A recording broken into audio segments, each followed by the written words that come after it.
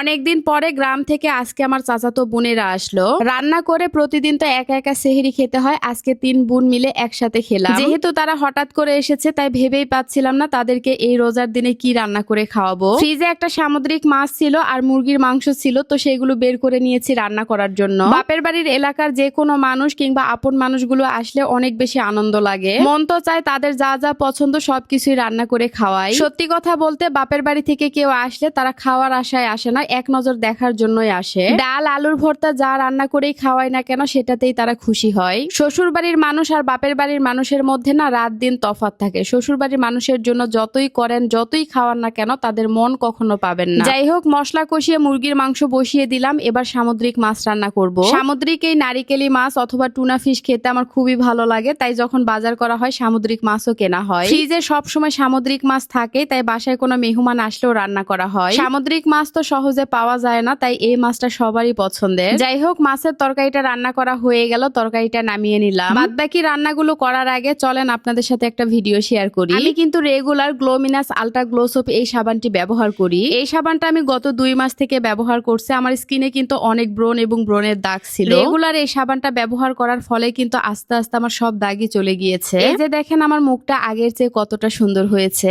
এই সাবানটা কিন্তু ঘরোয়া উপায়ে তৈরি করা হয়েছে, যার কারণে এটাতে কোনো ধরনের সাইড ইফেক্ট নেই। যাদের মুখে অনেক ব্রণের দাগ, মেস্তার দাগ, হোয়াইট হেডস, ব্ল্যাক হেডস আছে তারা এই সাবানটি ব্যবহার করতে পারে। এই সাবানটা স্কিনের ভিতর থেকে ময়লা দূর করে স্কিনকে কয়েক শেড ফর্সা করে। আমি এই সাবানটা নিয়েছি গ্লোমিনাস ফেসবুক পেজ থেকে। পেজের নামটা ক্যাপশনে দেওয়া আছে, যারা নিতে চাচ্ছেন অর্ডার করতে পারেন। তাদের হোয়াটসঅ্যাপ নাম্বারটাও আমি স্ক্রিনে দিয়ে দিলাম। আর এই সাবানটা কিন্তু গ্লোমিনাস ফেসবুক পেজ ছাড়া কোথাও পাবেন না, কারণ এটা তাদের নিজস্ব তৈরি করা। এবার রান্না করব পুঁইশাকের এই বীজগুলো আলু দিয়ে ভাজি করব। পুঁইশাকের এই ফুল বা বীজগুলো কিন্তু ছোট মাছ দিয়ে ভাজি করলেও অনেক বেশি ভালো লাগে। আমার ছোট বোন বলেছিল শুধু আলু দিয়ে ভাজি করার জন্য, তাই তার জন্য আলু দিয়ে ভাজি করছি। সেহরিতে তেমন কিছু খাওয়া যায় না, ভর্তা ভাজি ছাড়া ভাতই খাওয়া যায় না, মাছ মাংস শুধু রান্না করা হয়। পুঁইশাক ভাজিও বসিয়ে দিলাম, আর এদিকে মুরগির মাংস রান্না করা হয়ে গেছে। সেদিন বাড়ি থেকে 3.5 কেজি ওজনের যে মুরগিটা এনেছিলাম, তো সেই মুরগির মাংস এগুলো। মুরগির মাংসের তরকারিটাও নামিয়ে নিলাম। এদিকে পুঁইশাক ভাজিও রান্না করা হয়ে গেছে, তারপরে পুঁইশাক ভাজিও উঠিয়ে নিলাম। রাতের রান্না বান্না শেষ, আর আজকে সেহরিতে রান্না করেছিলাম পুঁইশাক ভাজি, মুরগির মাংস